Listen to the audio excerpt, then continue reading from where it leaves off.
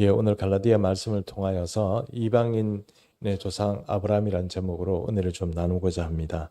오늘 이 말씀을 이렇게 보면 로마서에 있는 말씀하고 비슷하다 이런 느낌이 좀 드시지 않겠나 싶습니다. 그렇게 생각해 보면 로마서의 축약 버전이 이제 갈라디아서다 이렇게 말하는 신약 학자들도 있습니다. 그렇게 생각해 보면 로마서가 다루고 있는 주제, 곧 믿음으로 의롭게 된다는 것 자체를 바로 오늘 우리 본문을 통하여서 또 그 로마서가 말하는 것과 비슷한 톤으로 갈라디아에서 이렇게 말씀하고 있다는 것을 우리가 알고 있습니다. 오늘 이 주제 말씀을 통하여서 우리가 로마서에서 다루었던 것처럼 그렇게 그 많은 이야기를 하려고 하는 것은 아닙니다. 그러나 여기서 우리가 한 두 가지 정도를 크게 나누어서 오늘 이 저녁에 우리가 한번 상고해 볼 수 있지 않겠나 싶습니다. 그 첫 번째는 뭐냐면 우리는 아브라함의 자손이다 하는 것입니다. 여러분 이스라엘 백성들 그러니까 유다 백성 유대인들은 그 조상을 누구라고 생각하느냐 하면 우리는 흔히 생각할 때는 아브라함이 그의 조상이다 이렇게 생각하지만 사실은 아브라함은 이방인이었죠. 그 모든 인류 중에 하나였습니다. 그러니까 특별히 선택된 사람이 되기 전에는 사실 우리가 이방인이라는 거하고 그 조건이 다 똑같은 거였죠. 그래서 이스라엘 백성들에게서는 조상이다 이렇게 얘기하면 사실은 야곱입니다. 야곱. 우리는 아브라함부터 야곱을 이렇게 밑으로 내려간다고 생각하지만 유대인들은 생각이 어떤 거냐면 거꾸로 생각하는 거죠. 그러니까 야곱이 있기 위해서 하나님의 기적적인 그 아버지 이삭이 있었고, 그렇죠? 그보다 더 앞서서 아브라함이 있었다. 이렇게 생각을 하는 겁니다. 그러므로 은밀하게 그 유대인의 조상이 누구냐 이렇게 얘기하면 사실은 야곱입니다. 왜 그렇게 얘기하냐? 그럼 처음부터 아브라함을 통해 가지고 부인 많이 두어가지고 12자축 만들지 왜 야곱부터 시작했겠습니까? 그렇죠? 그렇지 않습니까? 예, 야곱부터 시작한 것은 유대인들의 조상을 물론 아브라함이라고도 틀린 말은 아닙니다. 그러나 어떤 면에서 보면 아브라함은 모든 인류의 특별히 이방인을 포함해서 모든 사람의 믿는 자들의 조상이다 이렇게 얘기를 해야 되는 게 더 맞는 것이죠. 그래서 유대인들은 여러분 아시는 것처럼 이스라엘이라는 이름이 말해주는 것처럼 야곱이 전적인 어떤 그런 자기의 핏줄을 얘기할 때 야곱을 얘기할 수밖에 없는 것입니다. 그래서 그 하나님의 섭리 가운데 네 사람의 부인을 두고 그래서 12자손을 두고 이렇게 해서 야곱이 그들의 조상이라고 그렇게 말을 하는 것입니다.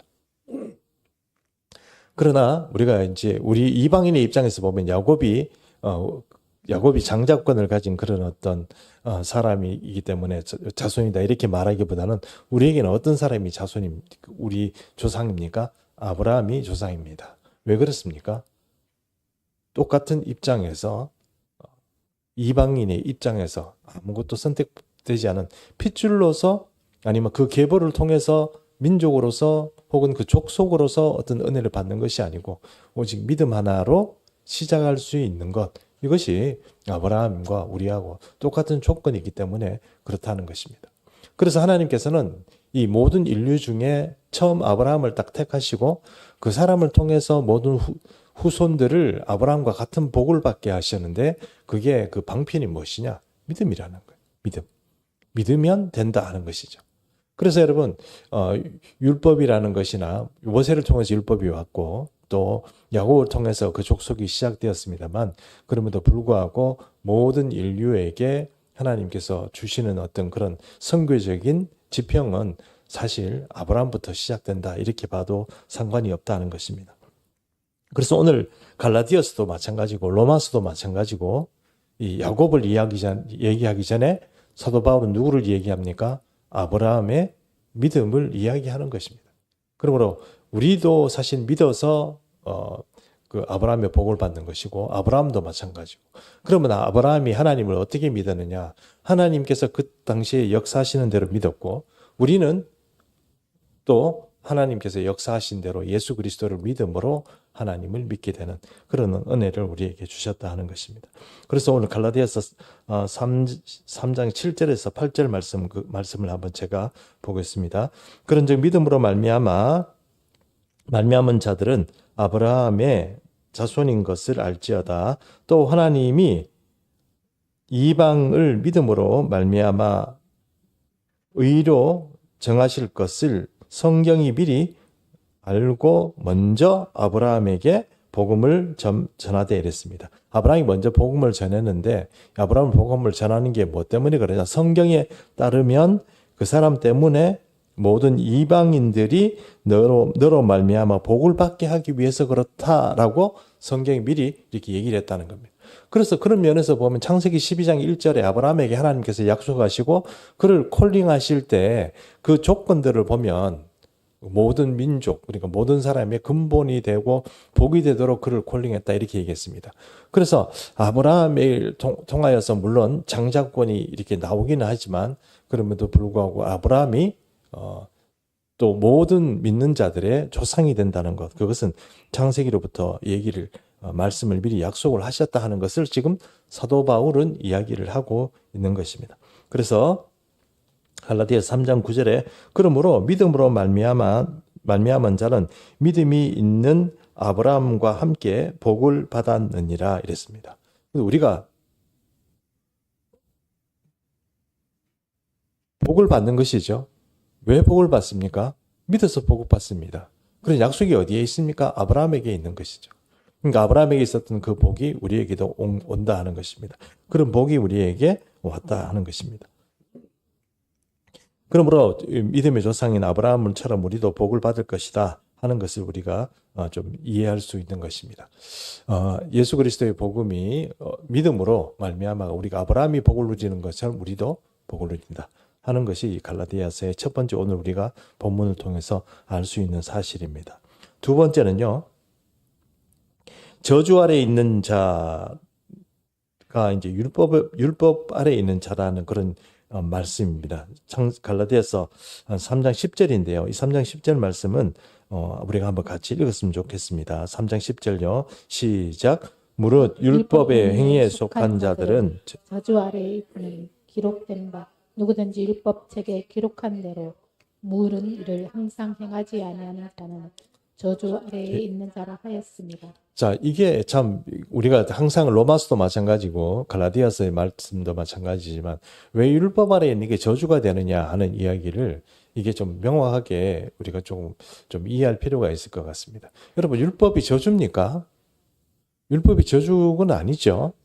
이스라엘 민족에게 여러분 유일하게 말씀을 가진 민족으로 온 세상의 이방인들이 다 지옥 가는 그 마당에 딱 한 민족만 율법을 통하여서 구원을 얻은 방편을 주셨어요. 근데 그 율법이 저주라고 말할 수는 없죠. 그런데 왜 사도 바울은 자기가 지금 율법이 저주라고 이렇게 말하는 겁니까? 이 말하는 그 근거가 있습니다. 그 근거를 우리가 조금 먼저 좀 살펴봤으면 좋겠는데요. 이 근거는 오늘 제가 성경이 너무 길어가지고 제가 말씀을 읽지는 않겠습니다만 그냥 제가 요약해서 말씀을 좀 드릴게요. 신명기를 우리가 지금 수요 예배 때 지금 보고 있습니다만 신명기 27장쯤 가면 어떤 얘기가 나오냐면은 이 모세가 이제 자기 인생을 정리하고 그 땅을 가나안 땅으로 건너갈 그 후손들에게 어떤 당부를 합니다. 당부를 하는데 어떤 당부를 하냐면 물론 율법에 대해서 율법을 지키라는 당부겠죠. 근데 그 당부를 어떤 식으로 하냐면 여러분 모세가 건너가서 민족들을 둘로 나누어 가지고 그러니까 이스라엘 민족을 둘로 나누어 가지고 한쪽에는 그리심산 6족속 그리고 한쪽은 에발산 6족속을 이렇게 둘을 나누어 가지고 서로 올려가는 건 아시죠? 그 아시죠? 신명기에 나와 있습니다. 우리가 곧 아마 다음 주쯤 볼 것 같은데 올라갑니다. 올라가서 그리심산에서는 하나님께서 주신 축복을 선포하는 축복을 선포해요. 그리심산에서 축복을 선포합니다. 근데 에발산에서 어떻게 합니까? 저주를 선포하죠. 저주를 선포한다는 얘기는 어떤 얘기입니까? 이 율법을 지키면 복받는 이야기를 그리심산에서 선포하고 율법을 지키지 않는 이야기를 어떻게 해요? 에발산에서 선포하는 것이죠. 민족을 6개로 나누어 가지고 이쪽 이쪽 이렇게 보내 가지고 아시죠. 그리고 그 산들은 그리심과 에발산은 제가 가보지는 않았습니다만 거의 마주보고 있는 그런 산이라고 합니다. 마주보고 있는 산. 그렇다고 해서 뭐 되게 가까운 산이라기보다는 이제 서로 마주보고 서로 과함치면 뭔가 볼 수 있는 그 정도의 거리에 있는 그런 산이라고 합니다. 이게 세겜에 있다고 그래요. 그 세겜이란 것은 여러분 아시는 것처럼 저 북쪽에서 야곱이 가나안 땅으로 돌아올 때 처음 만난 도시 아시죠? 거기에서 이제 그게 바로 세겜이고 이 가나안 땅으로 들어올 때 첫 번째 큰 도시가 바로 세겜입니다. 그 삶 근처에 이 에발산이 있다고 그렇게 합니다. 그럼 에발산에 가서 뭘 하라고 모세가 지시하느냐 하면 너희는 그 강을 건너가면 돌비를 이렇게 세워가지고 거기에다가 석회를 발라라. 석회를 발라가지고 거기에다가 뭘 쓰냐면 율법을 써라 하는 거예요. 율법을 써라. 그 석회가 뭐 한두 개가 아니겠죠. 그 석회를 바른다는 얘기는 어떤 얘기입니까?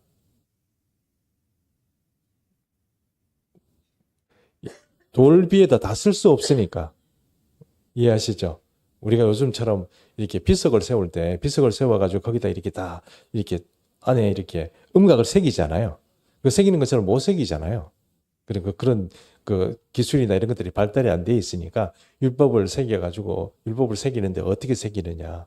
석회를 발라가지고 그 위에다 쓰란 얘기입니다. 이해하시죠? 예, 그렇게 해서 이 돌들을 가지고 어디에 올라가냐면 그리심산으로 올라갈까요? 에발산으로 올라갈까요?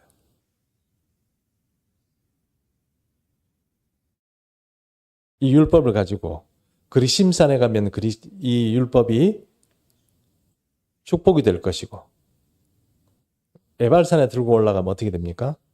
저주가 되겠죠.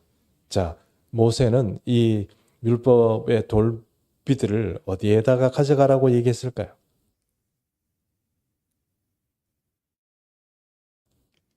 에발산에 가지고 가라고 그랬습니다. 나눠 가지고 가진 게 아니고 에발산에 들고 갑니다. 자, 그러면 우리가 이런 모세의 이야기, 모세가 율법에 대해서 이스라엘 백성들에게 당부하는 그런 당부가 어떤 면을 고민하는 거예요? 이 백성들이 잘 지켜라고 독려하는 것도 중요하지만 지금 모세의 생각은 어떻습니까? 잘 지킬 거다? 그런 기대가 있는 거예요? 아니면 못 지켜서 분명히 이거 한번 좀 힘들 거다 하는 그런 생각이 있는 겁니까? 못 지켜서. 그러니까 모세도 마찬가지였고 그 모세를 해석하는 사도 바울의 입장도 마찬가지죠. 이 백성들이 율법을 잘 지킬 수 있다 없다? 없다는 거예요. 율법으로 구원을 얻고 이 사람들이 의인이 된다 못 된다? 못 된다. 그것을 알기 때문에 모세는 이 백성들에게 그러니까 율법이 존재하는 이유 자체는 잘 되라고 어떤 규정을 두는 것보다 하면 혼난다고 두는 규정이 많다는 거죠. 율법이 그렇다는 겁니다. 이해하시죠? 예. 그래서 율법은 바로 어디에 아래에 있다면 이 사도 바울의 말처럼 저주 아래에 있다고 말을 하는 겁니다. 어떤 저주 아래? 에발산 위에. 이해하시죠? 예. 그래서 에발산 위에서 율법이 놓였다는 것을 우리가 우리는 잘 이해를 못하지만 히브리 민족들은 이런 상황에 대해서 잘 이해하기 때문에 이게 율법의 저주 아래에 있다는 그 말 자체가 어떤 의미인지 조금 이제 깨달을 수 있으리라고 생각을 합니다. 사도 바울의 이야기는 그런 의미에서 지금 이런 이야기를 하고 있는 것입니다.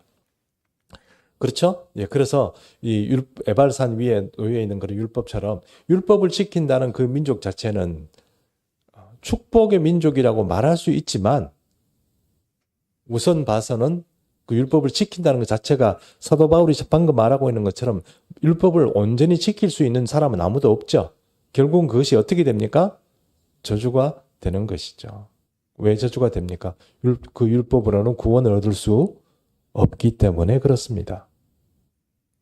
근데 아브라함은 어떻게 했다고요? 믿음으로 구원을 얻은 사람이죠. 근데 이스라엘 민족은 율법이 왔고 율법을 받았긴 했지만 그 율법을 통해서 구원을 얻을 그런 방편들이 생기긴 했지만 그 율법을 온전히 지키지 못하기 때문에 어떻게 된다고요? 저주 아래 있는 것이다. 이렇게 사도 바울이 말을 했다는 것입니다. 그러므로 율법으로는 아브라함의 믿음을 대적할 수 있습니까? 대체할 수 있습니까? 대체할 수 있습니까? 없습니다. 그럼 누가 먼저라고 하기엔 표현은 좀 어떨지 모르겠습니다만 믿음이 먼저입니까? 율법이 먼저입니까? 믿음이 먼저입니다. 믿음이 앞섭니까? 율법이 앞섭니까? 믿음이 앞섭니다. 그렇지 않습니까? 그렇죠? 그럼 우리가 유대인들이 받을 복이 있습니다. 저는 어떤 유대인들에 대해서 제가 이렇게 뭐 강의를 하다 보면 한 번씩 어떤 분들이 이렇게 얘기합니다.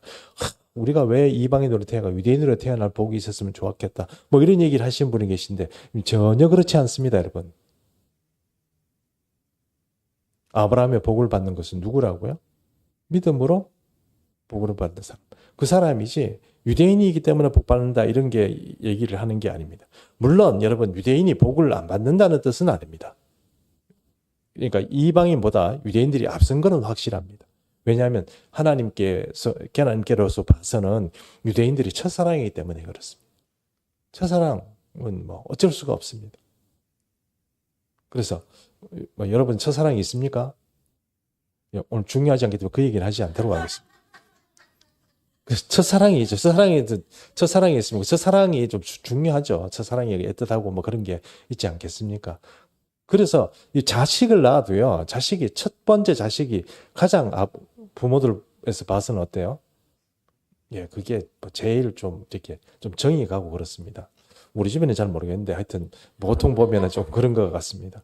처음이라는 게 참 그렇고, 그래서 하나님께서는 처음 사랑을 버리지 않고 처음 사랑을 택하신 것을 후회하시지도 않으시고 그들에게 약속으로 이 앞으로 미래의 세계에서 하나님께서 그들에게 어떤 중요한 약속들을 하고 있다는 것을 우리가 성경을 통해서 잘 알고 있는 것입니다. 그것이 아무것도 아니다 이렇게 말하는 것은 우리식으로 해석한 거고, 성경이 말씀하고 있는 것은 확실히 이방인에 비해서 유대인들은 하나님 앞에 봐서 더 첫사랑이고 더 애틋한 사랑이다 이렇게 말할 수 있다는 것입니다.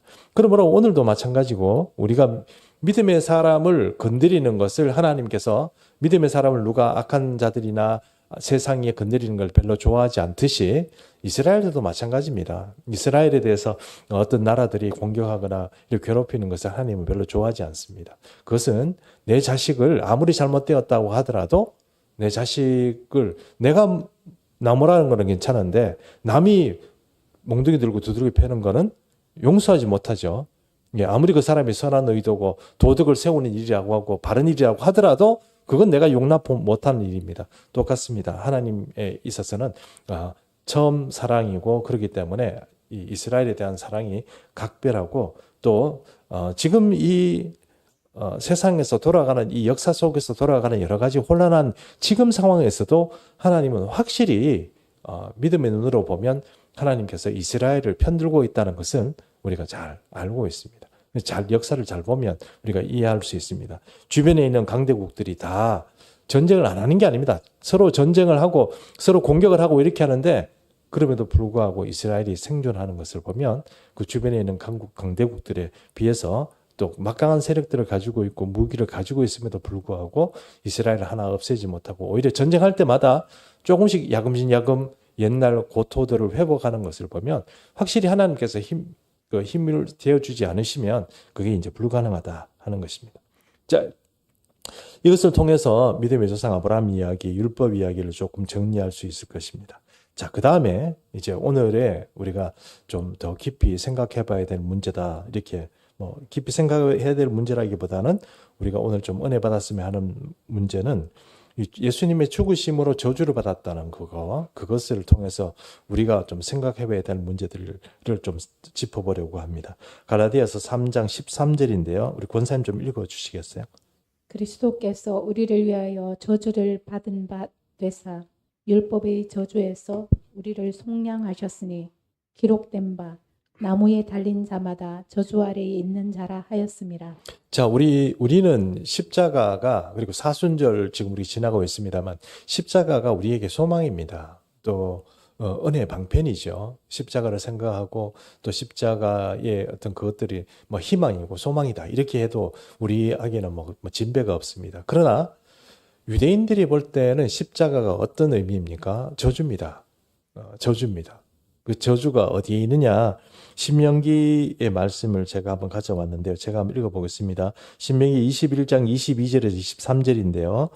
사람이 만일 죽을 죄를 범함으로 내가 그를 죽여 나무 위에 달거든 일이 됐습니다. 사람을 이제 죄를 지어가 죄인인데 나무에 달았어요. 나무에 달거든 그 시체를 나무 위에 밤새도록 두지 말고 그날에 장사하여 내 하나님 여호와께서 내게 기업으로 주시는 땅을 더럽게 하지 말라.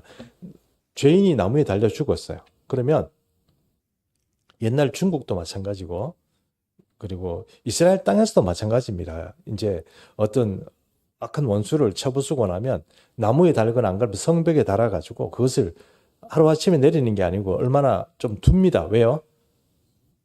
보고 좀 죄짓지 말라거나 아니면 함부로 나한테 까불지 말라거나 이런 의미로서 어떻게 해요?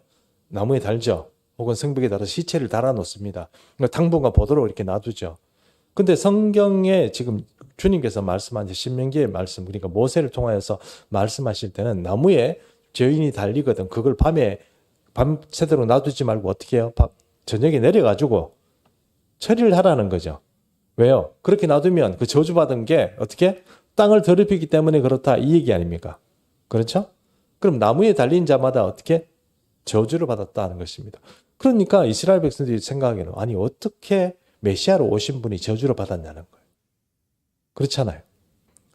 신명기 말씀에 우리가 분명히 모세의 말처럼 그거는 용납할 수 없다는 거예요. 이게 여러분 별거 아닌 말씀인 것 같지만 유대인들의 마음을 좌지우지하는 거예요. 왜 예수 그리스도를 받아들이지 못하게 하느냐. 나무에 달려 죽었잖아. 그 얘기거든요.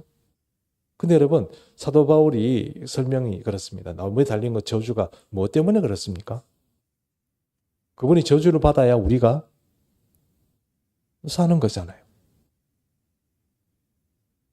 그분이 저주를 받아야 우리가 사는 거잖아요. 맞잖아요. 사도 바울은 그분이 저주를 받아야 되는 게 당연하다고 얘기를 하는 거죠. 그 성경이 말하는 것처럼 예수님께서 우리의 죄악을 짊어지시고 우리의 저주를 그분이 당하셨기 때문에 우리가 사는 거죠. 그러므로 우리 기독교는 십자가를 만나고 우리 성도들, 예수 믿는 사람이라는 사람들은 십자가의 의미를 제대로 깨닫고 정통으로 거기에 한번 딱 못 박히듯이 한번 우리가 꽂혀야 이 사람이 바른 신앙인이 되는 거예요. 이스라엘 백성들이 율법에 꽂히는 것처럼 우리는 거기에 꽂혀야 되는 거예요. 왜냐하면 우리의 구원의 방편이 거기에 있기 때문에 그렇다는 거예요. 예수님이 저주를 받으신 것 때문에 우리가 이제 우리가 복을 받고 주님이 담당하셨기 때문에 우리의 죄가 사함을 받고 그렇게 되었다 하는 것입니다. 갈라디아서 3장 14절 제가 읽어봅니다. 이는 그리스도 예수 안에서 아브라함의 복이 이방인에게 미치게 하고 또 우리로 하여금 믿음으로 말미암아 성령의 약속을 받게 하려 함이라 이랬습니다. 이는 이란 게 뭡니까? 예수님께서 저주를 받아서 돌아가심 그것으로 인해서라는 겁니다. 그것으로 인해서 모든 이방인들이 어떻게 해요? 복을 받고 그것을 바라보는 사람들이 야곱의 축복을 받아요? 아니요. 아브라함의 복을 받는다고 지금 얘기를 하고 있는 겁니다. 야곱의 축복은 야곱의 축복대로 가고 우리는 어떻게 해요? 아브라함의 복을 나누어 받는다. 이거 사도 바울이 우리에게 지금 얘기해 주는 거예요. 저는 아주 정말 탁월한 해석이고 정말 우리 같은 이방인들에게 정말 은혜가 되는 말씀이라고 생각합니다. 예수님께서 우리를 위해서 십자가에 달려 죽으심으로 그것 때문에 우리가 아브라함의 복을 받고 또 성령의 약속을 받는다. 이렇게 말을 하는 것입니다.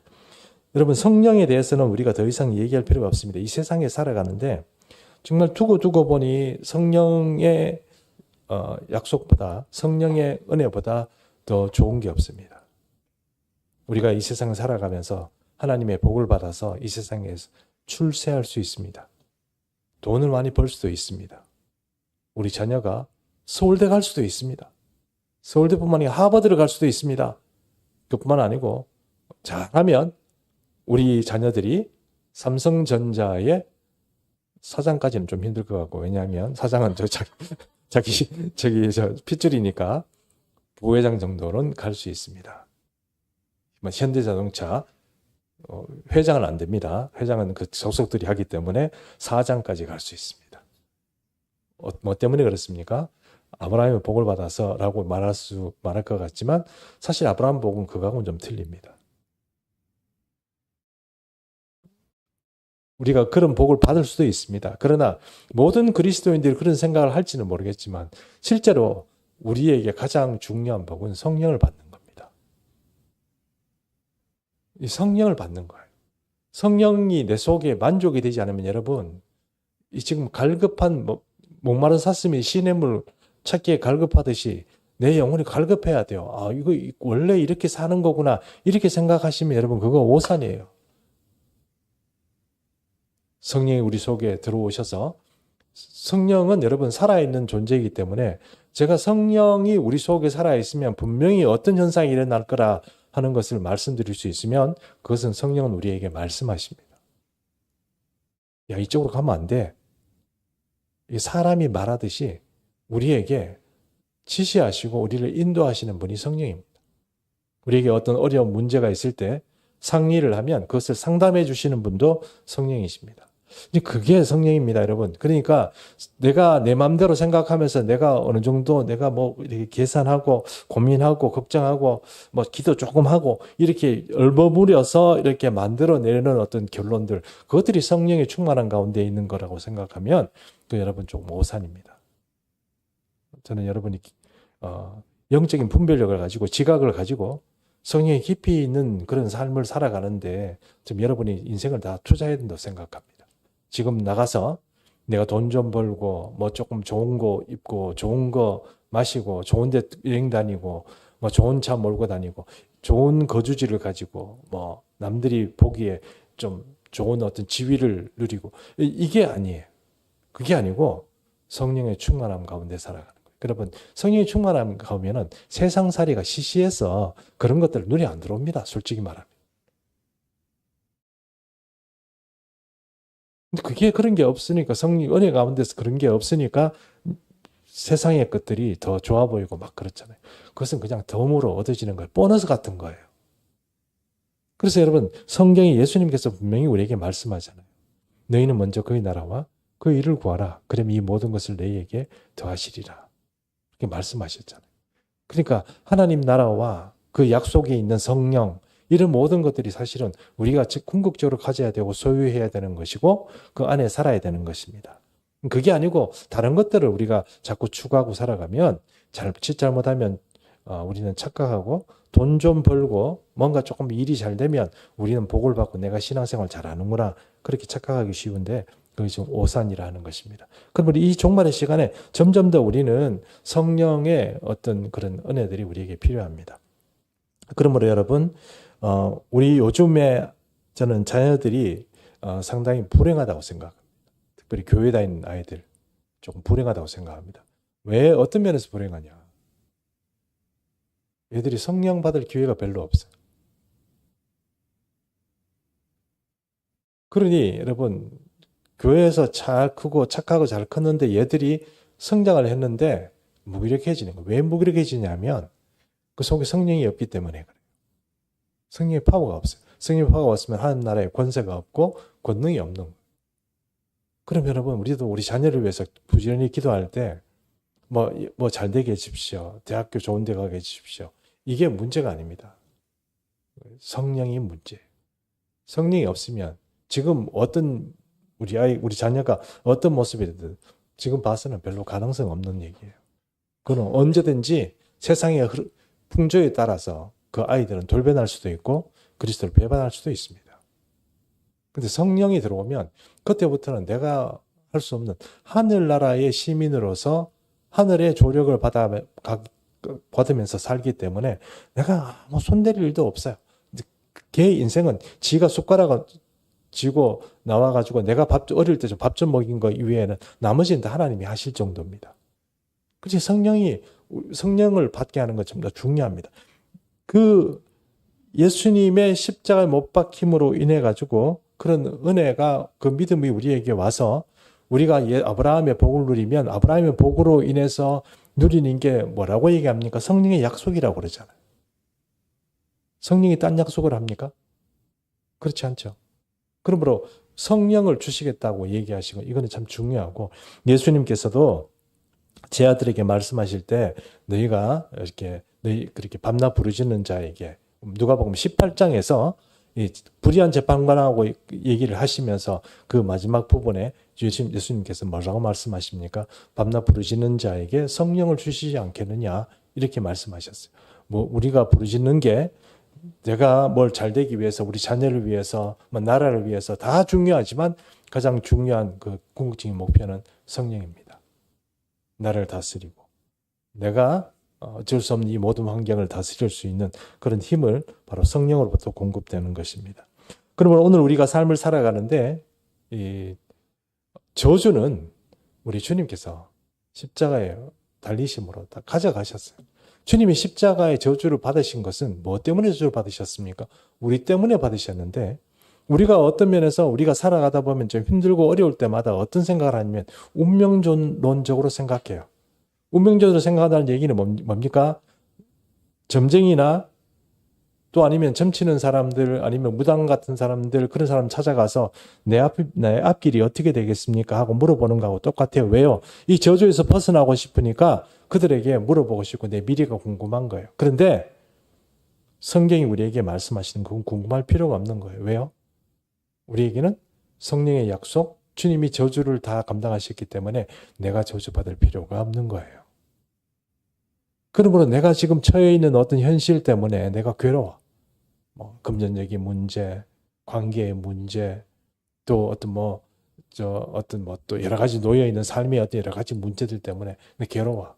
나는 왜 이렇게 안 될까? 나는 왜 이렇게 저주받았을까?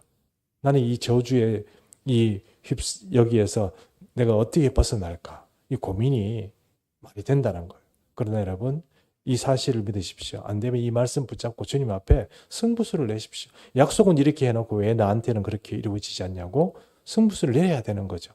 약속대로 믿는다고 그러면서 이거는 말씀은 말씀대로 하는 거고, 그냥 하나님께서 그냥 좋은 말을 하신 거야, 이렇게 하고 나는 내 삶대로 그냥 내 마음대로 심장을 쪼여가며 내 배를 아파가며 내가 좀 괴로워가면서 살아가는 것 자체가, 이게 여러분 무슨 우리 믿는 자의 어떤 믿음의 어떤 그런 방편에서 소용이 있냐는 거예요. 주님이 저주를 받았으면 그 저주가 다 끊어져야 되는데 그 저주를 왜 우리가 안고 사느냐요. 나는 뭐 이렇게 살 거야, 뭐 그렇게 우리가 결심하는 것도 아닌데 왜 그렇게 그런 삶을 부둥켜 안고 사는 거예요. 그러므로 기도해야 되고 그것을 탈출하기 위해서 해야 되는 거. 그것이 믿음 아닙니까? 그게 진짜 믿음이잖아요. 믿음이라는 게 우리 마음 가운데 요랬다가 저랬다가 하는 그런 일시적인 어떤 믿음의 어떤 기분 좋으면 믿어졌다가 기분 별로 안 좋고 컨디션이 별로 안 좋고 가만히 계산해 보니까 잘 안 될 것 같다 이러면 안 믿어지고, 이게 믿음이에요? 안 돼도 믿는 거고 불가능해도 믿는 거 아니에요? 그게 아브라함의 믿음 아닙니까? 아브라함이 75세나 돼가지고 그 노인네가 하나님의 명령을 쫓아가 결국 100세 돼가지고 주셨지만 그 가나안 땅에 갔을 때도 25년 동안 하나님은 자식을 안 줬다. 자기 마음대로 하다가 이스마엘도 낳고 그런 일이 있긴 했지만, 여러분 생각해 보십시오. 아브라함의 믿음을 잘 생각해 보십시오. 보이지 않는 것 믿는 거. 무엇을 믿습니까? 말씀을 믿는 거죠. 언약을 믿는 거죠. 우리가 도대체 무엇을 믿고 살아가는지 그걸 좀 생각해 보라는 겁니다. 왜 주님께서 저주를 다 해결하셨는데도 아직도 내가 저주 안에 있는 줄 착각하고 내가 좀 어렵고 아프고 힘들고 이러면 내가 저주받았구나 이렇게 생각하냐는 거예요. 오늘 아까 우리가 찬양 부를 때 바닷가로 이렇게 막 베드로 얘기 같은데, 그렇죠? 베드로를 불러내는 예수님처럼 불러 나갈 때 베드로가 물길을 잠깐이만 믿을 때는 걷다가 믿음이 없어가지고 바다에 빠지긴 했습니다만, 믿음은 물 위로도 걷게 합니다. 주님이 우리에게 약속하신 게 그거예요. 그럼 여러분, 우리가 믿음의 승부는 한 번 믿었다고 끝나는 게 아니고 우리 삶을 지속적으로 살아가면서 끝없이 믿고 그 도전해 오는 그런 불신과 또 의심을 계속 끊임없이 파쇄해 가면서 믿어가는 거. 이게 진짜 믿음입니다. 믿음의 끝에 갔을 때 구원이 있는 거지. 여기 예수 믿는다 이러는 그런 어떤 명찰만 딱 달면 그 사람이 바로 천국 가는 게 아니라. 그러므로 오늘 여러분, 우리 예수 믿는 충성교 모든 금요 심야에 오신 여러분들은 믿음에 대해서 정말 탁월한 믿음의 사람으로, 혹 오늘 성경의 말씀처럼 그런 어떤 힘들고 어려운 것들이 마치 저주 같은 것들이 나를 정말 이렇게 애워싸고 있더라도 여러분, 그것을 우리가 깰 수 있고, 근본적으로 그 모든 저주는 주님께서 감당하셨고 나의 모든 저주를 주님께서 가져가십시오라고 얘기를 해야 되는 겁니다. 하나님께서 가져가신 거를 예수님은 예수님대로 지고 나는 내대로 질 거야, 이렇게 생각하는 건 여러분, 그게 믿음 없는 거라는 거예요. 그러면 여러분, 이제 믿음의 그 테두리에서 우리가 벗어나서 우리가 이제 살아야 되겠고, 바로 또 아브라함에게 약속하신 그런 아브라함의 계보를 쫓아서 우리가 믿음의 그런 약속을 받아내는 그런 복된 삶을 살아가시기를 축복합니다. 이 시간 우리 한번 같이 기도했으면 좋겠습니다. 기도 제목 한 3가지 준비해 왔는데요. 우리 한번 같이 기도했으면 좋겠습니다.